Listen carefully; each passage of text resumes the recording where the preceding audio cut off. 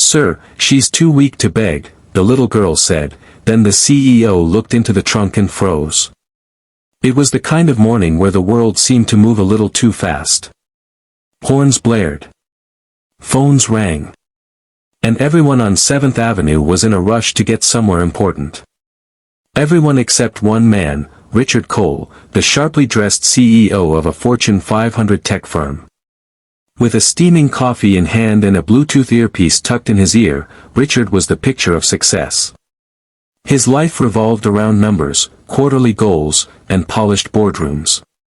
But nothing in his 47 years had prepared him for what he was about to see at the corner of 7th and Lexington. He had parked his black Tesla near a construction site and was checking emails when he noticed a little girl, no older than 8, standing beside a rusted shopping cart. Her tiny frame was wrapped in a threadbare coat 2 sizes too big. Her eyes, large and round, weren't begging, they were searching. Behind her, a frail figure lay slumped inside the open trunk of an old station wagon, barely visible under a thin blanket. Richard almost turned away. Almost. Then the girl stepped forward and softly said, "Sir, she's too weak to beg." Richard blinked, unsure if he'd heard correctly. The girl pointed toward the trunk. "That's my mama. She hasn't eaten in 2 days. I tried selling my drawings, but nobody wanted them." A strange tightness gripped Richard's chest. Something about the girl's calm, almost practiced tone pierced through the wall of busyness that usually guarded his heart. He stepped closer. The trunk was open, and there, curled up like a child, lay a woman, gaunt, pale, and trembling. Her face was sunken, her lips cracked. She looked like she'd drift away on the next breeze. Richard froze. She reminded him of someone. Someone he hadn't allowed himself to think about in years. His own mother, who once spent 2 weeks in a shelter after leaving his abusive father, too proud to ask for help. "What's your name?" he asked the girl. "Emily," she whispered. "And that's my mom, Rachel. Why aren't you in school?" "I used to go," she said, eyes downcast. "But Mama got sick. And then the rent was gone. So, we came here. Sometimes people give us food." He looked at the shopping cart. A few crumpled papers, a broken doll, and a sketchbook with childish drawings of houses, sunflowers, and something that looked like a smiling woman in bed surrounded by balloons. Hope in crayon. "Wait here," he said quickly and strode back to his car. His assistant was still talking in his earpiece, asking about the merger meeting, but Richard tore the device out.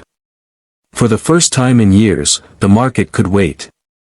Within minutes, he was back, with a hot meal from the deli down the block, bottles of water, and a warm blanket from his trunk. Emily took the bag gently and hurried to her mother's side, softly feeding her spoon by spoon. Richard sat on the curb, elbows on his knees, watching. It didn't feel like charity. It felt like something else, like being human again. That night, Richard didn't go home. Instead, he made calls. First, to a friend who ran a medical outreach program. Then, to a shelter director who owed him a favor. By morning, Rachel was admitted to a clinic. Emily had her first bath in days and a clean set of clothes.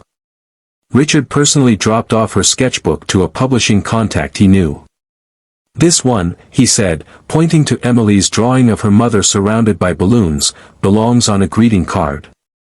Weeks passed. Rachel slowly regained strength. Her body began to fight again, and so did her spirit. When she learned what Richard had done, she broke into tears, silent ones that fell as she held his hand and simply said, "Thank you for seeing us." Months later, Emily walked onto a stage at a small community fundraiser for homeless families. Holding a mic with both hands, she read a short speech. "Sometimes the world walks past you like you're invisible. But all it takes is one person to stop and say, 'I see you.' That day, Mr. Cole didn't just give us food. He gave us back our names."